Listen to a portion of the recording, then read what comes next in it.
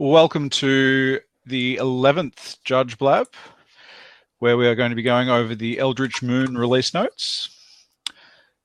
Quick explanation of recent things. You'll see that I'm in my mother's sewing room today. Not the ideal location, but that is because we recently moved house and internet is not yet connected at the new place, so I'm doing the best I can. You'll also notice that this is Judge Blab 11, even though 10 hasn't happened yet. That was because the internet that I was trying to use last week didn't work, but I'd advertised that number, so I'm not changing numbers of topics. And we really need to do the release notes this week because pre-releases start in, 26 hours? 27 hours. 27 hours. Yeah. I was going for you guys. You are the first. Which brings me on to introducing tonight's guest presenter, Matthew Miles Watson. He returns from Auckland again to give us his insights. We just trying to still keep on the boosting the recognitions signal levels. Got two of your recent wave recognitions that I want to read out. Firstly, Nathan Brewer, our RC, says, Matthew, you continue to be an invaluable asset within New Zealand, and your willingness to speak up when you have opinions that contradict people in positions of power is exceptional.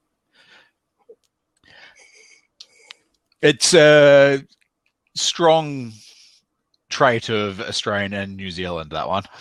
I think so, yeah. I definitely agree with that.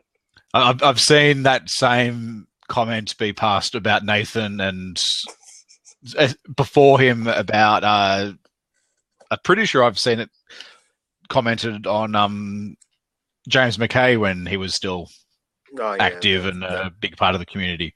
It wouldn't surprise me in the slightest. And also, the second one I'm reading out is from Paul Johnson down in Auckland, in Christchurch, or across for me, down for you. Your dedication to seeing the Judge and wider Magic community grow throughout the country, including travelling down to Christchurch for not one but two separate pre-releases in order to interact with those of us who are quite isolated, is hugely appreciated. Okay, just mentioning on that, Christchurch has enough judges to run their pre-releases, right? Yeah, got plenty. Yeah. You were just heading down to connect and... I went down there to play because I didn't get to play if I stayed in Auckland. I ended up judging. And I just wanted to see Paul. I want to see some other people there. So it was just nice that I also got to meet some new judges and that kind of thing. Ah, cool. I do like Christchurch. It's a fun place to visit. Yeah.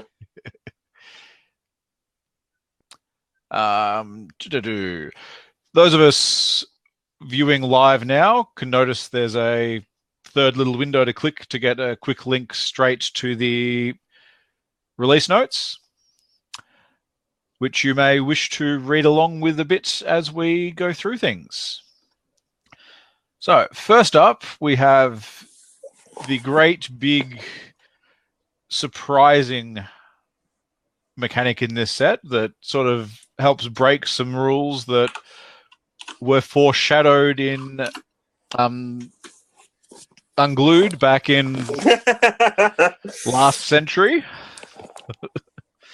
Pretty sure Unglued was last century, wasn't it? It might have been 2000 or 2001. It was before I started back with Mirrodin in 02, 03-ish, so... No, it came in 1998, so yeah. 98, yeah. Last century. 18 years ago. So it's taken them 18 years to figure out a way to do cards that are too big for a single card. And we have Meld. Mm-hmm. So first up, we have a card like Bruna the Fading Light, which the relevant bit on that angel for Meld is that in little italics, probably reminder text level stuff, it says melds with Griselda the Broken Blade. And it has the double face card symbol to show that whatever it's going to do will be a 9/10. But then we have Griselda, the Broken Blade, whose text has the Neapolitan of flying, first strike, and lifelink, which doesn't really interest us today.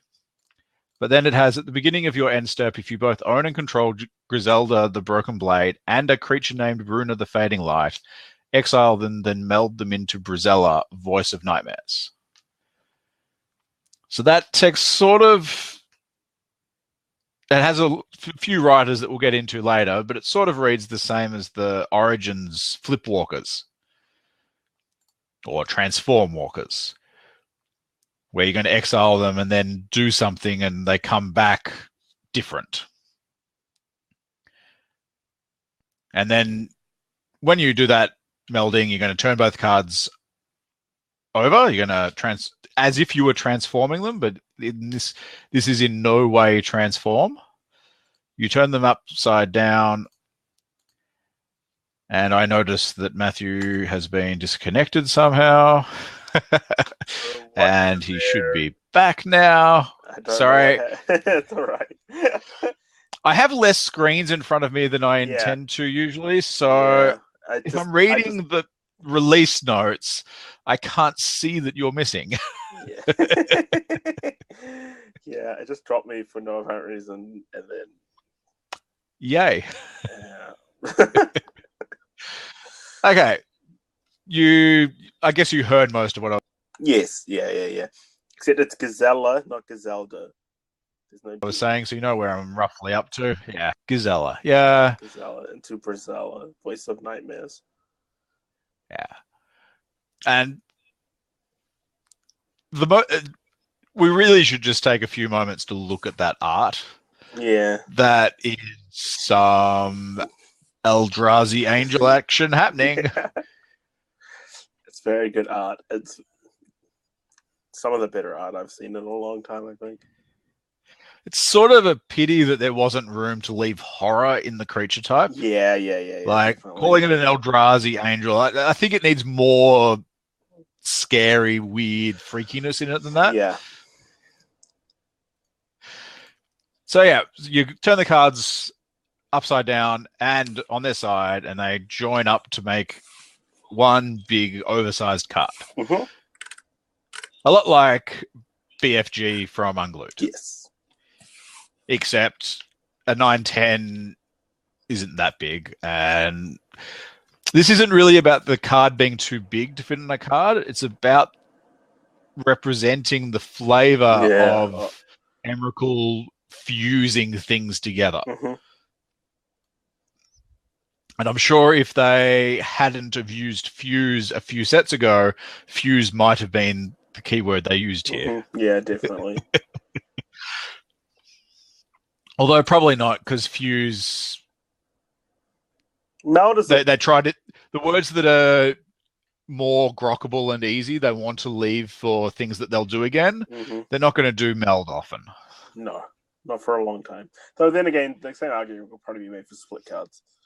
Though granted, they've done them like 4 times now, I think. So yeah, for things that break the normal structure of a card, split cards keep coming back. Mm-hmm, totally. They still haven't done who, what, where, why, or when style split cards in Real Magic, though. We'll see it. They're going to get there, I'm sure. I hope so. So, just going through the dot points in the release notes, the first one is about the fact that when it's melded, it's one creature, it's one permanent. But the second it leaves play, it's going to go back to being 2 face-up things. Yeah, and they go back to the they go back to the graveyard too. If assuming she Yeah. dies, which I think Assuming some people were unclear on. Some people thought that just got permanently exiled, but no. No. There are ways that the cards end up being permanently exiled. Yeah, totally, but definitely.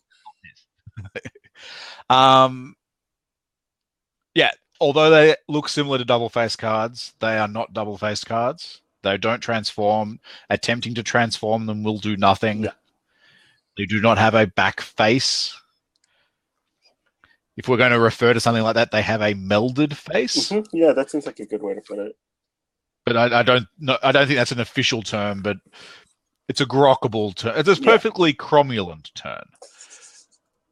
As I watched that episode of The Simpsons last night.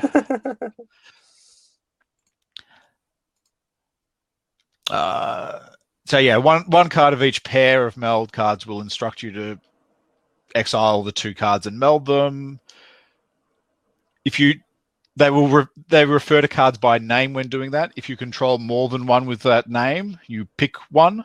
Mm-hmm. So you put your whole library into play. You get 4 triggers at some point. Mm-hmm. For each trigger, you pick which 2 cards to use. Obviously, you're going to pick the sensible ones. I don't recommend this with the legendary ones. Yeah, definitely. You probably just want to do the other 2. So I can't remember. I think the land's not legendary. So. And the black one, the black rats. One's just two commons. It's a group of people and a rats. I don't think they're particularly legendary. Doesn't sound legendary to me. No. Okay. When the 2 cards are exiled and melded, they each leave the battlefield, then return as one new untapped object with no relation to either. This is all the same with every single thing that exiles and then brings stuff back. Nothing remembers anything. Yeah. They are new. In some ways, referring to the thing coming back in as they in plural is wrong. Yeah, totally. You should avoid that. bad me. It. It's a legend. It's got a gender. It doesn't really. Does Brazil really in the same? Do angels really have gender?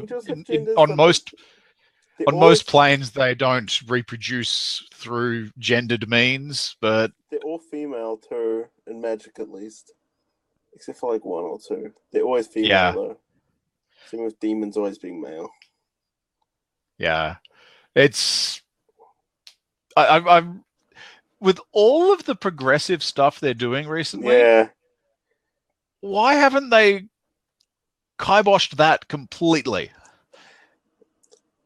I don't know. I'm not super. I don't really mind either way. In all honesty, like it's a nice little thematic thing.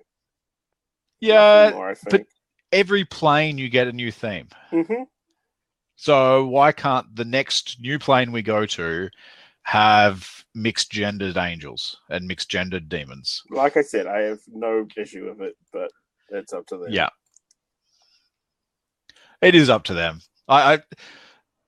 It's not so much I have an issue with it; it's that I'm surprised that they've ticked all these other boxes. Yeah, but they haven't addressed a glaring piece of sexism in their races. Sure. Like before you tick the box of a transgendered character or a gay couple, isn't just outright sexism a good one to get out? Yeah, totally. Just another mention, back to the topic, another mention of when the meld card is anywhere except the battlefield, it is the front face. Mm-hmm. Just like with transform cards. Yep.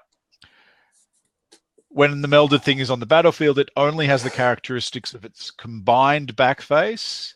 Any effects that modify the new objects enters the battle will only consider the new front face. Note the combined back faces are colorless.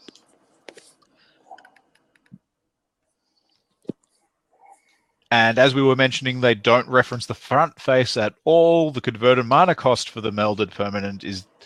No, sorry. See, they converted only... mana cost... The back face, the only way the back faces reference the front faces is in determining the converted mana cost, which is equal to the melded permanent's front faces converted mana cost. Yeah, so it's same as transform. Look at the front, but the same as Bob revealing a split card. Take the two numbers, add them for a converted mana cost. I assume if you have, what is it, invoke prejudice? Yeah. Something that forces you to pay the converted mana cost of the creature in play to keep it. There's something old that does something like that. I think I know the card. Yeah, there's a card that says, there's that enchantment from like Ravnica. It's like, I'm going to get controllers upkeep, pay X, where X is a converted mana cost to sacrifice it. Yeah, it's not that one. There is a Legends Enchant World, I think, that's blue. I think it's only on cast. It's when you cast it, you have to. It might be on cast, yeah. So it wouldn't matter with Brazella. So it wouldn't matter, yep. They would definitely never print anything that makes you do what I'm talking about now. Yeah. Very useful for some people. If you're prompted to name a card, you may name the combined back face. If you want to name something that's impossible to have in a deck to search for. Or, you know, anything that's actually trying to affect things in play, you can name Brazella. I'm going to be so bad with these names.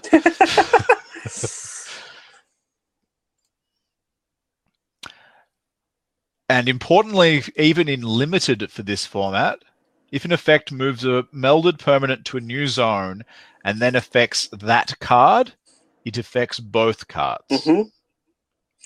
So the obvious example that was used in the rules one is there's something in this set that exiles target creature at the end of turn, return it to play with +1/+1 count. Yeah, it's just a reprint of Otherworldly Journey with a different name. Yeah. This puts a +1/+1 counter on both creatures it brings back. Yeah. Which is cool. But then at the end of turn, you're probably just getting the trigger off. Yeah. And getting them back fused again. So may end up being moved. Is that an exact reprint of Otherworldly Journey? Yeah, it is. I don't feel Otherworldly Journey's flavor is that tied to anywhere to use up the name. I don't know. The example they even use is Otherworldly Journey, but it's I can't remember what it's called. It's something travel or something like that. It's a white instant in the set. I believe it's identical to Otherworldly Journey. Yeah, it's travel a long way or something, isn't it? Yeah, something like that.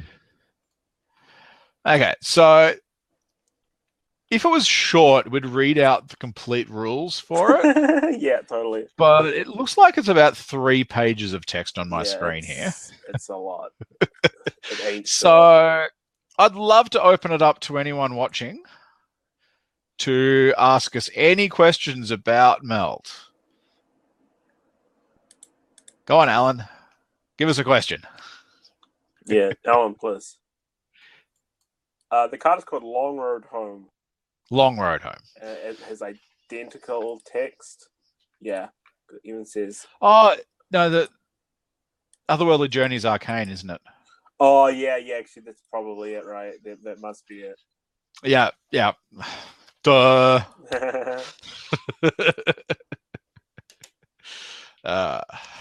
Yeah, it's an arcane, so that would explain it. Why they use such a good name on an arcane spell? I don't know. Long Road Home's a pretty good name. Yeah, that one you can use nearly everywhere. Yeah, totally. And it's an effect they will do again. Yeah, for sure. I don't see why not. Clearly, they're doing it twice already.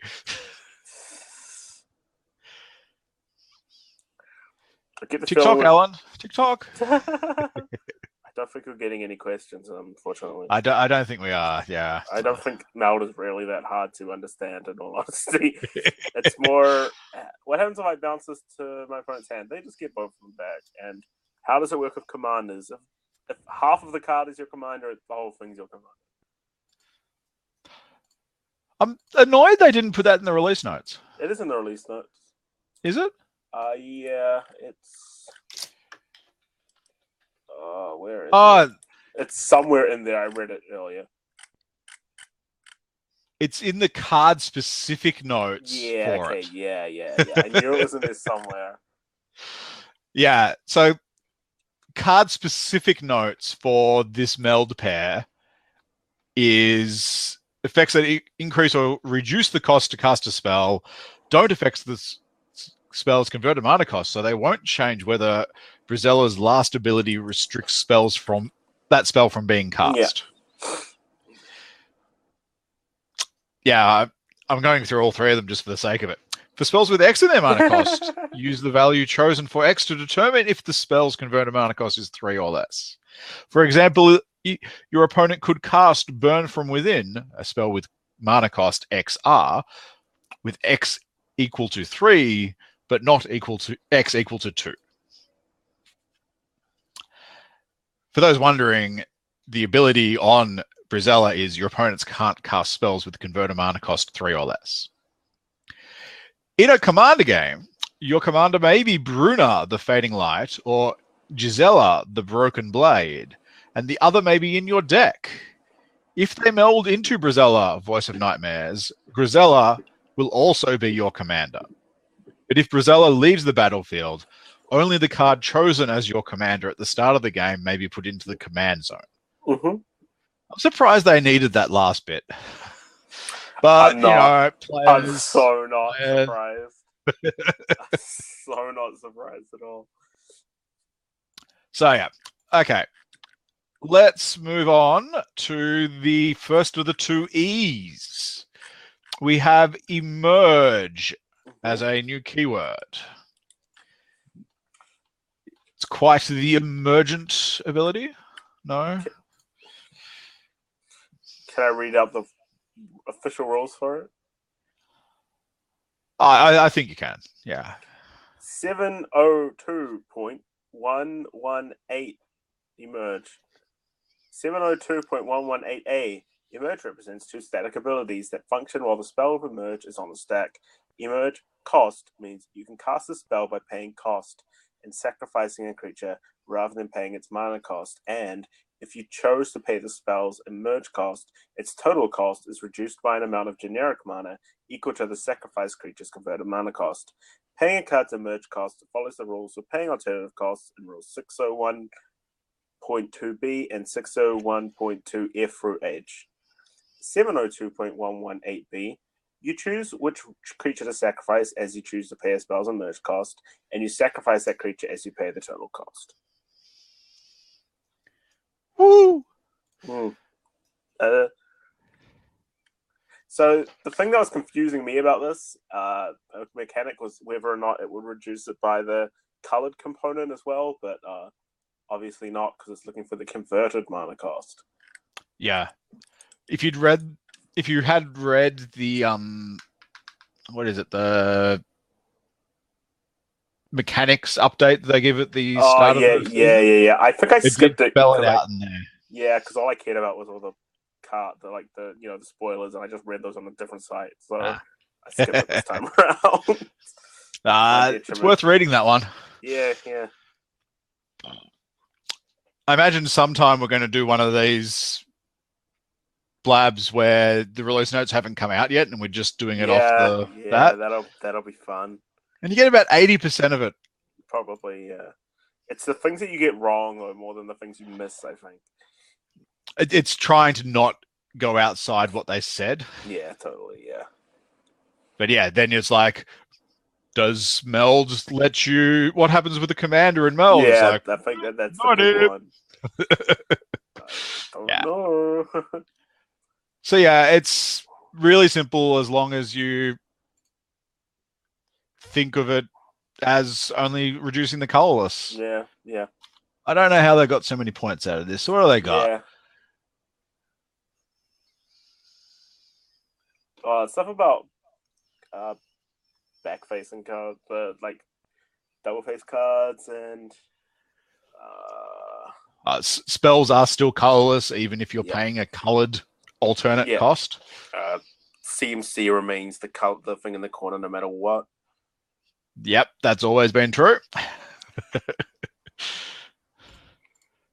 Once you begin to cast a spell with Emerge, no player may take actions until you are done.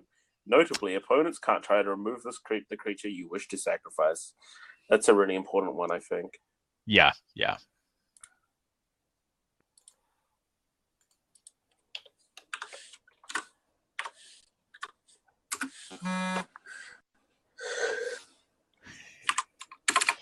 Okay. What else? Is there anything else slightly here? I really don't think so. It's pretty simple. The fact that you are generating mana before you sacrifice the creature. All right, so you can sacrifice the Llanowar Elves and tap it and such. Yeah. Even though you could just tap the thing before you start casting the spell, but there's no gotcha here of you did it in the wrong order.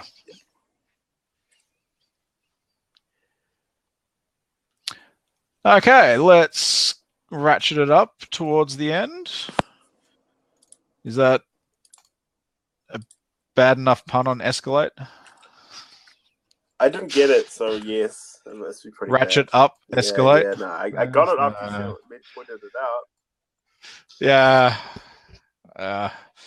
I've been listening to Judge Cast too much. They seem to like their puns, and they're much better at it than me. They seem to really like their puns than America, I have to say. Yeah. So, Escalate has similarly small rules. 702.119, Escalate. Part A is Escalate is a static ability of modal spells that functions while the spell with Escalate is on the stack. Escalate cost means for each mode you choose for this spell beyond the first, you may pay an additional cost. You pay an additional cost. So I put a may in there that it wasn't on the card, which is pretty important. So let's repeat what it means. For each mode you choose for this spell beyond the first, you pay an additional cost. Using the Escalate ability follows the rules for choosing modes and paying additional costs in rules 601.2b and 601.2f through h. And part B is if more than one mode is chosen, follow the text of each of the chosen modes in the order written on the card as the spell resolves. Mm-hmm. Cool. I really love this design space. Yeah, I was literally going to say the exact same thing. This makes so well designed. Like, it makes so much sense. Like, how did they not do this before? Like, it seems like one of the most interesting intersections of the charm cycles and the command cycle and all these cycles of modal spells. It is kind of... We now have this very flexible one. It is kind of just Entwine Plus, to be honest. All of these are... This is probably easiest expressed in terms of multi-kicker. Kind of. Like, I don't know. I think it's closer to Entwine. Entwine was literally, here's some modes. You can do both if you want. Yeah, you can easily express every card that has Entwine with Escalate. Yep. Like, it's a simple one-for-one translation. But yeah, so many of these abilities are all the same thing with different words. Yeah, sure. Every ability is just kicker. Like, that's honest to God. Majority of abilities are just kicker with a different name and different restrictions placed on them. Yeah. It's sort of has said it himself. Like, it's magic, but it's fine. There's nothing really wrong with that. It's sort of a question of what's the minimum number of keywords that you could completely recreate magic in. Yeah. It's sort of the computer science question of what's the minimum operators you need for a Turing complete thing. Mm-hmm. Alan does point out he's pretty sure it'll be quite low in the storm scale. Yeah, I'm going to put it at 3. Yeah. 3 sounds good to me. They're going to use it when they need to. Yeah. It might be slightly higher because there's so much crowding of keywords in this sort of space. Yeah. So Totally. do they do it? Do they use Escalate? Do they use Entwine? Do they use like? They could use any one of 8. There's kind of no reason to use Entwine when you've got Escalate, though. I think so. Yeah, but if you're only putting in things that have 2 options, sure, you put Entwine in. Yeah, sure. I guess the thing with Entwine, though, is that often the 2 abilities on the card would kind of like mix well with each other. Like Tooth and Nail, search for 2 creatures, or put 2 from your hand into play. Or there's like Journey of Discovery, circulate for 2 lands, and then you can play 2 additional lands this turn. Yeah. And the red one where you steal a creature and sacrifice a creature to deal damage. Or the untap all lands you control, or they will become 2/2s. I can't remember what it's called. From Fifth Dawn. Rude Awakening. Rude Awakening, that's the one. Yeah, so that's just how Entwine. I think that is probably what differentiates Entwine with Escalate, because all the Escalate cards, like some of them, like there's one that's +2 or +0/+2, which is kind of similar in that sense, but it isn't quite on the same level, I think. Yeah. So yeah, like the example they give here is Collective Defiance, which is 1 red for a sorcery with Escalate 1. Choose 1 or more. Target player discards all cards in his or her hand, then draws that many cards. Collective Defiance deals 4 damage to target creature. Collective Defiance deals 3 damage to target opponent. So there's kind of no internal synergy there. But no. Like, they're all good, you know. It's just grab bag, these are good red things. Yeah, totally. I think love how versatile the first option is. It's target player discarding and then drawing that many, while card disadvantage mostly is still a good option on both ends. Mm-hmm. Yeah. I think my favorite one I've seen is the white one, Blessed Alliance. 1 and a white, Escalate 2, gain 4 life, untap 2 creatures, or target opponent sacrifice an attacking creature. Yeah. Like, those will feel really solid.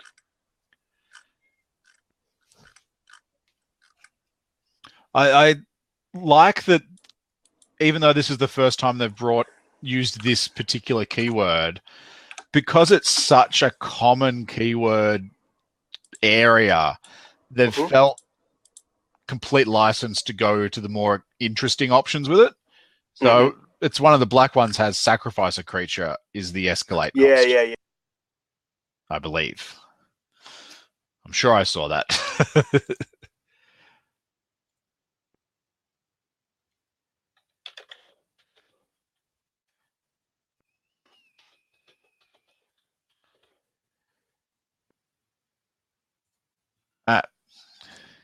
That would be why Matthew hasn't spoken back to me. Keeps happening. Like, my net's not even dropping. I'm just getting kicked off for some stupid reason. No, I don't think there's one that's a sacrifice creature, it's discard a card.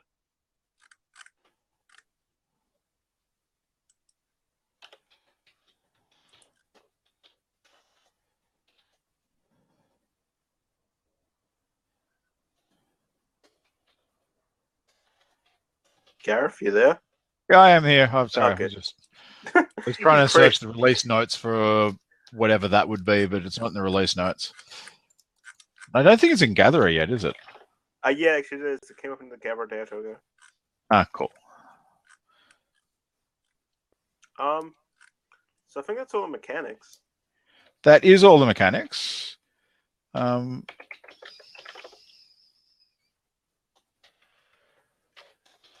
So, what's your favorite card in the set? My favorite card is Hanweir, the Riving Township. Not because of what it does, but because of the flavor behind it. A whole town turning into this horrifying amalgamation of a town and people is just something really appeals to me. Cool. The art on it's pretty cool. Yeah. Got the two kids in the foreground just watching this horrifying thing coming at them. So yeah, you were right. Collective brutality is escalate, discard a card. Yeah. The white ones tap a creature. So I think it's just, except for the red one.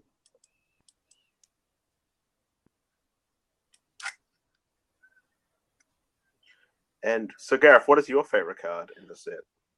My favorite card is... sorry, just sticking back on Escalate for a second. Yeah, sure. I didn't realize it was only 3 colors doing it. No really? blue or green. Huh. That's weird. It seems like a really green mechanic. Yeah, I imagine it's flavor reasons. Escalate is it? That's the planeswalkers fighting back. Well, no, because black has so black. No Black has green. Liliana fighting with the planeswalkers this time, right? Yeah, and this is on the plane. This is here though, and so is Jace. Yeah. Interesting. I pay so little attention to the storyline these days. I enjoy the storyline an awful lot, so I keep up with it. I stopped paying attention to the storyline when they stopped putting a book in the fat packs. It's worth keeping up with. It's just getting better and better. I think they're doing a lot better with it. I am not doubting that they're not doing it better. It's just it's not being presented to me in a format that I would. It's not the most convenient thing. I'll agree with that. Although I think they packaged a collection of stuff into a proper ebook recently, didn't they? Yeah, I think so. I think maybe for Zendikar or something. Because if they were to do that continually, I'd at least only be that far behind. Yeah.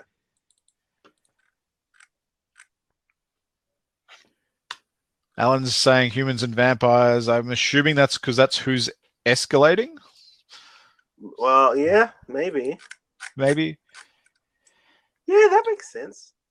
Because there's no vampires in green or blue, and white as humans, black as vampires, red as humans and vampires. Yeah, that makes sense. Yeah. So my favorite card for the set is Bruna the Fading Light. Oh yeah, and why is that? It's because it's actually looks like a really cool card to build a mono white commander deck around. Yep, that's what I was looking to do. I know it's going to be a common option, totally, but I hope I can do it differently enough to everybody else. And yeah, I was going to do mono white legendaries tribal. Okay. With this, so you get Gazella, so you get all kinds of interesting stuff. But I have 2 mono white decks already, so I don't really want to put a third. I think you need to pull one apart to make this one. Well, they both have the same commander as well, so. Okay. Yeah, to me, just going heavy on human angel tribal, but more good stuff, but all humans and angels as much as possible. Yep. That seems good. Because, I mean, there's so much synergy within angels and humans for this style of deck. Not sure how much angels and humans help me self-mill in white. Self-mill's difficult in white. That is quite tricky. And I won't feel bad about putting in Eldrazi, such as Eldrazi Displacer, into the deck, being that it's on theme enough. Yeah, and you can't abuse it with Bruna. So yeah, can't abuse it with Bruna, but it lets me abuse Bruna. That seems pretty good.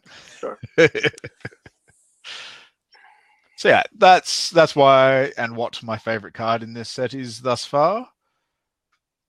Does Alan have a favorite card in the set, as he's our single participating person? Fortune's Favor. Let me pull that up and read it out. I don't know what that is. Which, if it's what I think it is, it's a very Alan card. I just spelt it like an Australian would spell it. What, favor? Yeah. Yeah. No, you right. Yeah, it's the cut. I thought it was. Did you just cut out again? No. No, I'm right here. I thought I heard a end of microphone sound. Oh gosh. So it's an instant, 3 in a blue.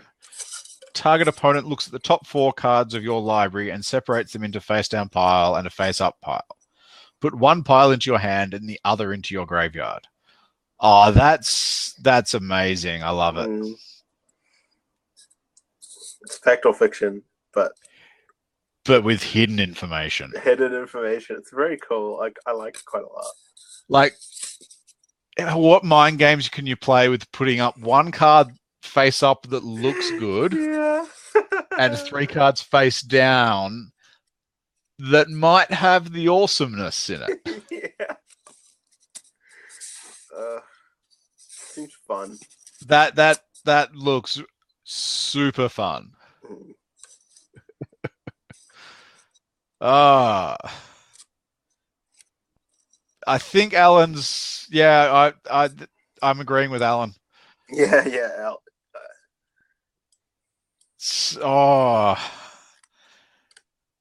The design on that's just beautiful. Is the art any good? It's okay. Yeah, it's okay. Look pretty good in foil, I imagine. We'll probably have a large multiplier for cost of foil.